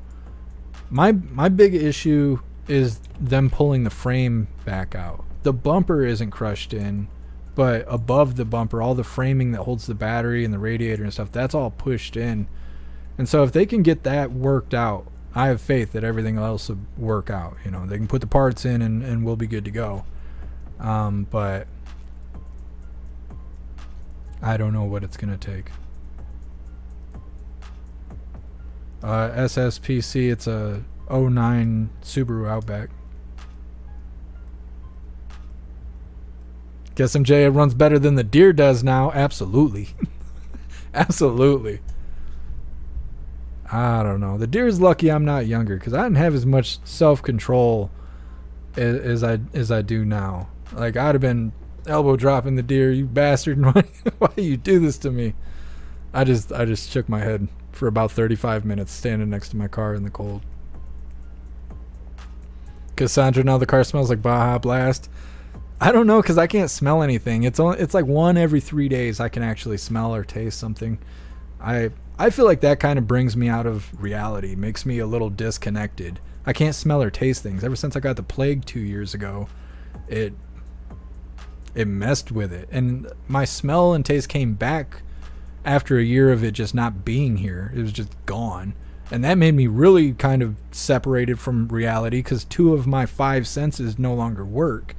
How do I tell the world around me is real? And it came back one day when it was raining. I came into the living room where I am now, and I realized I could smell the rain. And I just laid on the floor in front of my slider and was like, I'm a part of the world again. And then the next day it was all gone. And so now it's like once every 3 days I can smell something. So if the car smells like Baja Blast, that's enjoyment for my my passengers, not me. I will not be taking part in that. SSPC, no, airbags did not go off. I don't know if they should have or not, but they didn't. Windshield didn't blow out, although the hood was absolutely laid across the windshield. We'll see. We'll see how it goes. Gary, chain and block.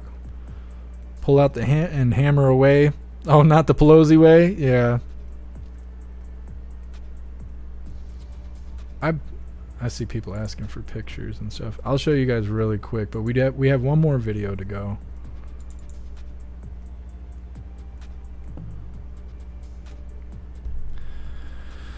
There she is in all her glory. God, that breaks my heart. I can't even look away. It's on all the monitors around me. I can't look at that. That's hurting me now that I'm past the floodgates point. Oh, first I saw some stuff on here and I want to shout you guys out because I never get a chance. Oh, my buddy's like hitting me up. He must be watching the live. He just sent me a, "Are you okay?" like 6 times. Thank you so much, Julia, for the PayPal donation. Thank you so much, Dutton. No, thank you so much, Dustin, for the $20 Cash App donation. Thank you so much, Tracy, for the Cash App donation. And thank you so much, Matt, for the Cash App donation. Thank you so much, Cassandra. I really appreciate all of you guys. Thank you so much for all this support. It really means everything to me. I literally don't have any help, so thank you guys so much. It really means everything to me. So this last video here is titled "At 104 is Dorothy," I don't know what that last name is, Hoffner, "the world's oldest skydiver." Snook sent this to me, and I thought that this was a pretty good video. Something, you know, good way to end the show. And then I was like, you know, I bet Sam's going to be here. And so, Sam, I want you to watch these guys and give us some pointers. Are they doing this the right way? I know you're a professional badass here. This young lady at 104 out here diving in the sky. I think that's really awesome. Let's get this started. I think if you have the opportunity to go and enjoy it, and you would enjoy it.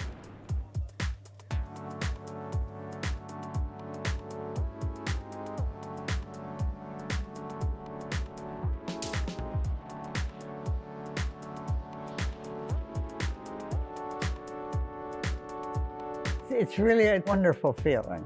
Just, to see the earth under you. So pretty. And yesterday or Sunday was a beautiful day. And all that green grass down there, wonderful.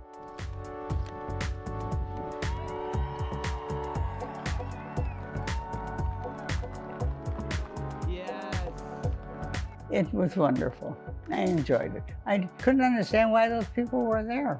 But as I say, all I did was get old. Older. I'm not old, I'm older.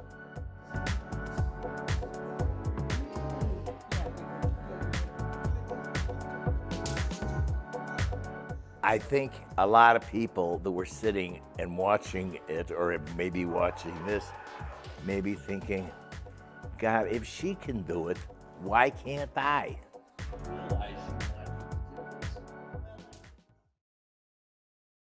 104. Out there being an inspiration to others. That's so awesome. Look at old man Walter. You think he could skydive? Hell no. Not on purpose. Not on purpose he couldn't do that. I don't know. I just thought that was a really cool video. And she seems in pretty good spirits and stuff. She said, I'm not old. I just got old. That's how my grandma used to be. I think she was 94 when she died. But I thought that was pretty cool. Sam, I don't know what chat you're on, but if you're still here, I was wondering, have you ever taken someone up that's elderly and jumped with them and stuff so they could experience it? Because I know you're a professional badass out there.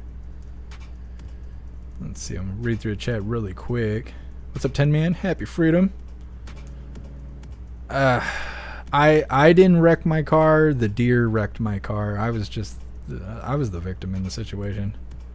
Annette, yes I did, and I was going to tell you yesterday and I totally forgot. Thank you so much for the support on Buy Me a Coffee. I really appreciate it, Annette.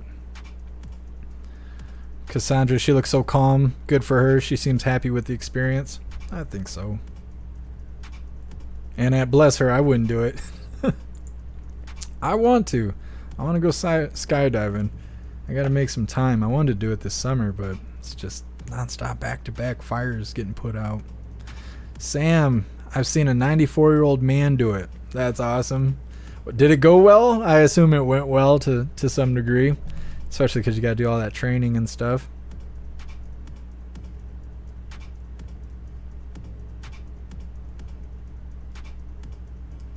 SSPC, well, that is inspiring. I really hope I can fix my Subaru. I know we're always joking about it and all that stuff, and I know it's the Lesbo wagon, and it literally says the Muff Eater Supreme when you turn your Bluetooth on trying to connect to the stereo. I love that car. I do, and I know it's a goofy liberal wagon and whatever, but that was like, for my price point and what's available to me, I drove 2.5 hours away to go buy that car. That is like my dream car for my situation. The specific year and everything. It wasn't the perfect color, but it was literally my dream car, and I just can't believe that it is gone.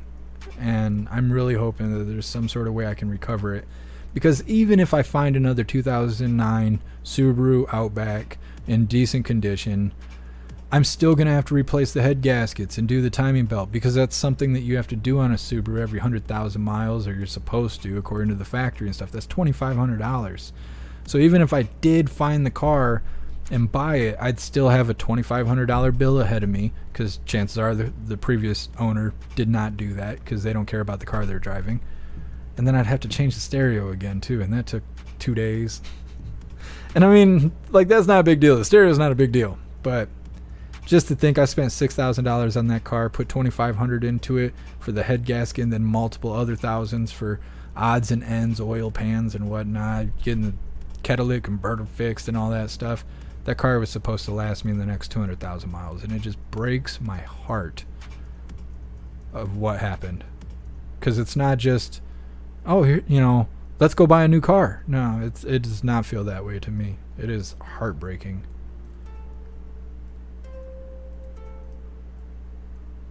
Speedy girl.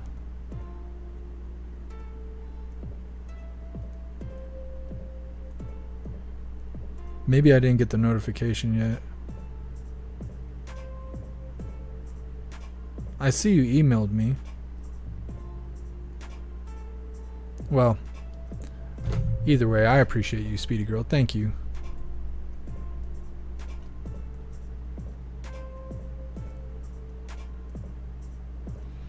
SSPC, Toby Keith has a song called Don't Let the Old Man In. One of the lyrics says, how old would you be if I didn't know the date you were born?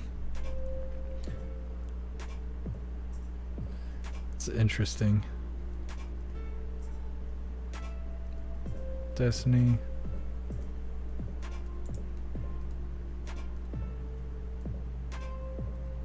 Oh, I see. Thank you so much, Destiny. I really appreciate the support. Thank you so much. You hooligans are the best.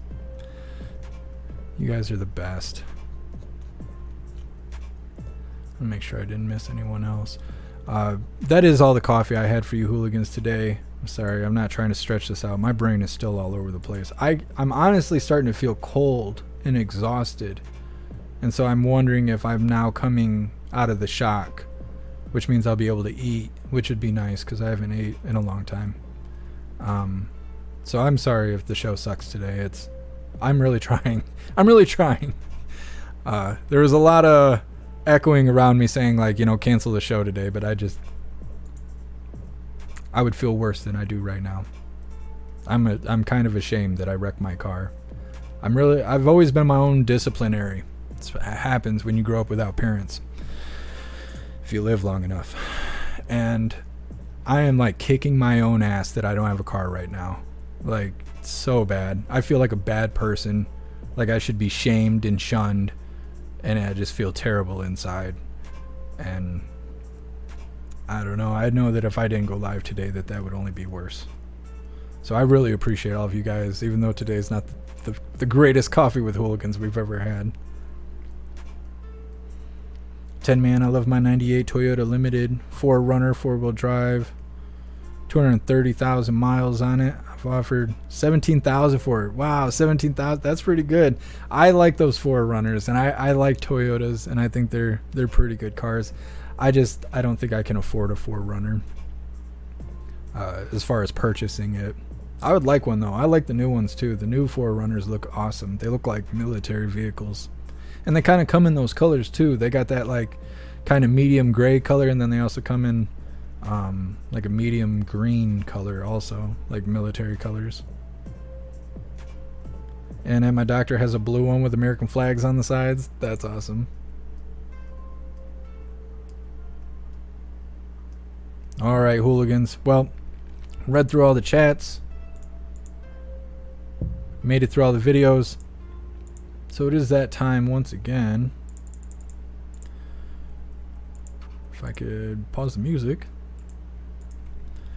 All right, hooligans. Please join me for the Pledge of Allegiance.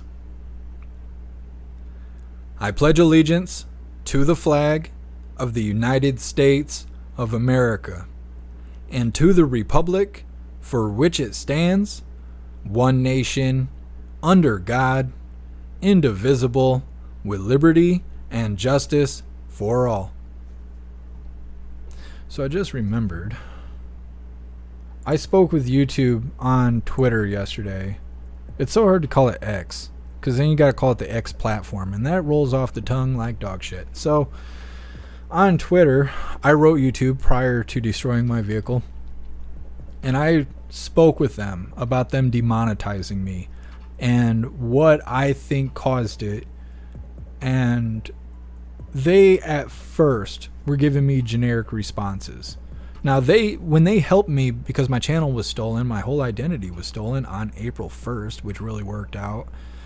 They got in contact with me, which is how I got my YouTube channel back, my whole Google account back. But in order for them to make the connection, they had to like follow me and I had to follow them, and then we were able to message each other. After I redeemed my account and all that, and we got everything set away, that connection remained. And so I got the idea yesterday, how about I write them through Twitter, where we've already been speaking, where I'm talking to an actual person. How about I explain my situation to them and see if they can remonetize me? And I explained it to them, and at first they were like, well, this is why you were demonetized. This is what it means. Here's some links to go read 900 pages of community guidelines and crap. And I was like, that's great, but what you're saying doesn't make sense for my situation. And I explained why.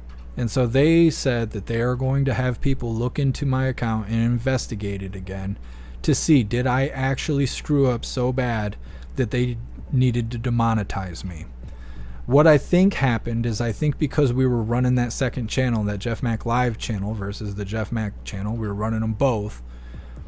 That's what I think caused me to get demonetized, is they were taking it as I was duplicating content. And because those accounts are not under the same source, just in case one goes down, they don't both go down because they're separate entities. They took it as I was copying somebody else's content. Now, since then, I've removed all the content from the Jeff Mac Live channel. That's going to end up being tutorials for hooligans that are interested in Gilded and they don't know how to use Gilded, or they're interested in the website but they don't know all the features of the website. I'm going to make tutorials, pre-recordings for all those hooligans who are interested in all the things that we provide, just to give you some insight on how it runs. That way it doesn't have to be so intimidating or daunting when you approach that specific feature, right? So if you want to be a part of Gilded, sounds like a cool place, but you don't really know how to navigate, I'm going to create tutorials to help everyone out. And that's what that channel is going to be for. But since then, I've removed all the videos. I expressed this to the team YouTube on Twitter, and we'll see if they fix things. I don't have my hopes too high. And if they remonetize me on YouTube, they could always demonetize me again. So I'm not really getting my hopes up too high, but I meant to tell you guys that earlier in the live.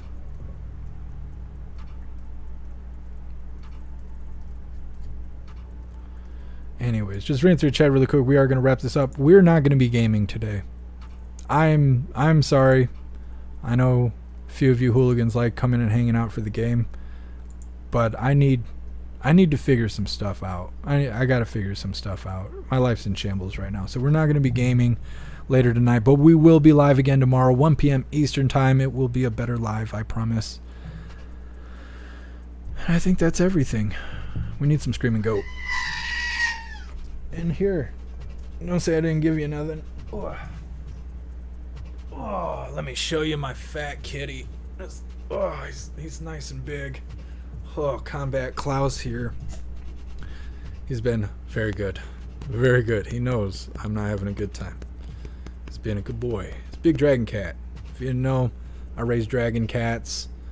Just here in Michigan, this is something we do. Yes, Tech Cat. You have any words for the hooligans? You say hi? You say hi? Are you being shy now? Oh, okay. Okay. Well, let me put this big stank down. Oh. That's all the attention you get. Okay. Is that enough? He's like, yo, why are you throwing me down? Anyways, I appreciate all of you hooligans. You guys are the very best. The very best. Skim through the chat, make sure I'm not missing anything before we wrap this up. DCat, you're absolutely correct. It's just communism. I'm sure they really liked me begging for them to remonetize me. I'm sure they really enjoyed that. That must be why they make you record a video to appeal for remonetization. You don't just type out, hey, this is why I think that you should remonetize me. They want a 5-minute video to show them, how do I make my live? What software do I use? How do I write my scripts? What programs do I use when I'm writing my scripts? What software do I use when editing my videos? What time do I upload my videos? How do I orchestrate my lives? I mean, they want a full behind the scenes thing. They want to know exactly how I create everything. And I think they use that information for the future to censor other people, because then they can see how you're putting things together and decide whether or not they approve of that. We'll see how it goes, though. I appreciate you hooligans. You guys are the very best. Thank you so much for all your support. It really means everything to me. I do not have anyone to help me. I only have you hooligans. And I'm so happy you guys showed up today with a title like I have there. You guys are awesome. Once again, we will not be live tonight with the game. I got to get stuff figured out. But we will be live tomorrow, 1 p.m. Eastern time, for the very next Coffee with Hooligans. Big shout out to everyone that made donations, joined the membership programs, or purchased any merch. I really appreciate all of you hooligans, and I would not be able to do this without you. So thank you so much for all your support. I'll see you on the next live. Until then, stand tall, shine bright, and that's a wrap.